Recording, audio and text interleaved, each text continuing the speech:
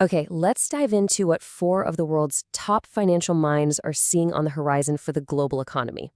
What's fascinating is how they're all looking at the same markets, but from totally different angles.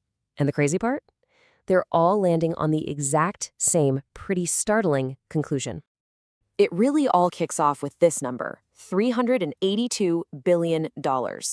Now, on its own, it's just an enormous figure, right? But see, when you figure out who is holding all this cash, and more importantly, why, well, that's when this number turns into a giant flashing red warning sign for the entire financial world. That's right. The single greatest investor of our lifetime is sitting on a record-breaking pile of cash. That's more than the entire economic output of over 170 countries. And he's doing this while the stock market is hitting all-time highs. So the big question you've got to ask is, why? Why is he doing that? To get to the bottom of that, we're going to look at what four of these absolute titans of finance are saying. They're all ringing the alarm bells, each in their own way. And when you piece it together, you'll see how they all point toward one specific and frankly a little unnerving event coming down the pike. So we've got the legendary value investor Warren Buffett. We've got the man who famously predicted the 2008 crash, Michael Burry. We've got the head of the World Economic Forum, Burj Brande. And we've got the master of economic cycles, Ray Dalio. Let's start with the Oracle of Omaha himself and see how all these different pieces of the puzzle fit together. You know, Warren Buffett isn't the kind of guy who goes on TV and makes these big, bold predictions. He doesn't have to. His actions have always spoken way louder than his words. And right now, his actions are basically screaming caution. He's building a fortress of cash, and the reason for it is baked right into his simple, time-tested philosophy. Look, to get Buffett, you have to get his core philosophy, one he's used for like 70 years. For him, investing isn't about hype. It's not about what's hot right now. It's super simple, really. Don't overpay, know what a business is actually worth, and then buy it for less than that. And that's the key, right? It doesn't matter how amazing or revolutionary a company is. If you pay $200 for something that's only worth $100, you've made a bad investment, period. And when Buffett looks around the market today, he sees almost nothing but companies being sold for way more than they're actually worth. In fact, he's got this little personal tool he uses, kind of like his own market thermometer. People call it the Buffett indicator. It's a really simple reality check. You just compare the total value of the entire stock market to the size of the entire US economy. Okay, so take a look at this, because this is where it gets kind of wild.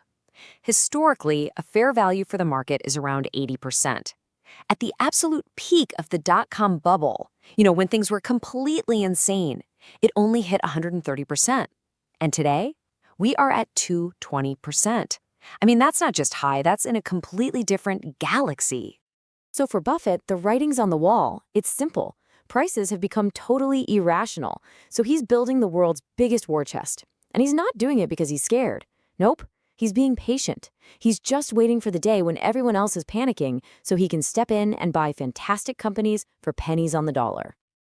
All right, so now let's switch gears and talk about another legend, Michael Burry. He sees the exact same danger that Buffett does, but instead of waiting patiently on the sidelines, he's making a huge billion-dollar bet against some of the market's biggest names. Burry isn't a value investor like Buffett. He's what you might call a flaw hunter. This is the guy from The Big Short. His whole thing is finding the lie in the market, that one thing everyone just accepts as truth, but is actually the crack in the whole foundation. It's how he saw 2008 coming when literally no one else did. And this right here shows you exactly how he sees history repeating itself. Back in 2008, the truth was housing prices never fall, right? But the fatal flaw was all that toxic debt hiding underneath. Today, the truth is AI will change everything. But Burry sees the same kind of flaw, these insane valuations that have zero connection to actual profits. And this is a really important point to understand. He's not saying AI isn't the future. He's not betting against technology.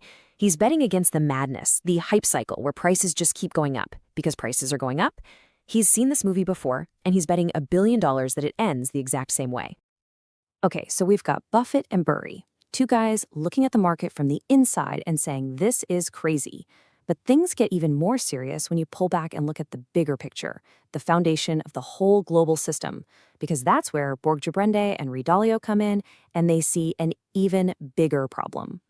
So you have Burj Brande, who runs the World Economic Forum, and he's warning that we're not just juggling bubbles in AI or crypto. No, he says there's a third, much, much bigger bubble holding all of it up, the global government debt bubble. Think about this. Governments around the world are more in debt now than at any time since World War II. But back then, there was a reason, right? They were rebuilding the world. Today, not so much. And this has basically trapped them. They have two awful choices. Either they default on their debt, which would cause a total collapse, or they just print tons and tons of money to pay it off, which basically destroys their own currency in the process. And that's where a guy like Ray Dalio is so important. He looks at this and says, look, this isn't a surprise.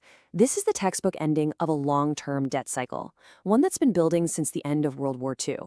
He's seen this pattern play out over and over again through centuries of history, and it always ends the same way, with a huge crisis and a total reset of the financial system.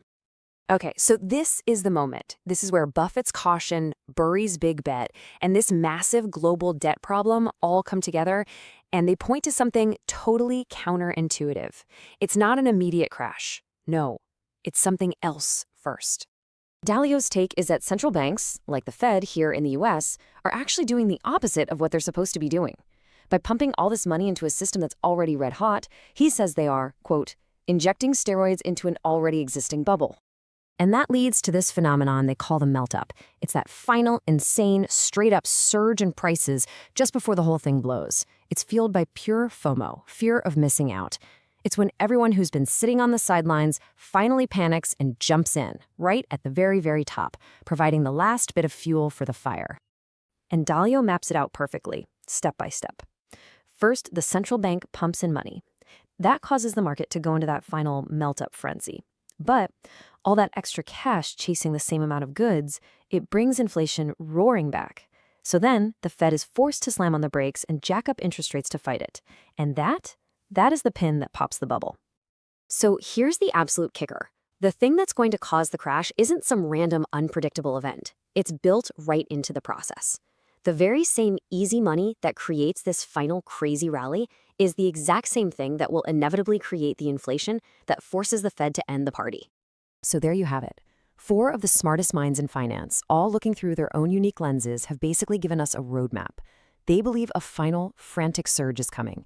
The destination seems pretty clear, but the timing all comes down to that one trigger, rising inflation.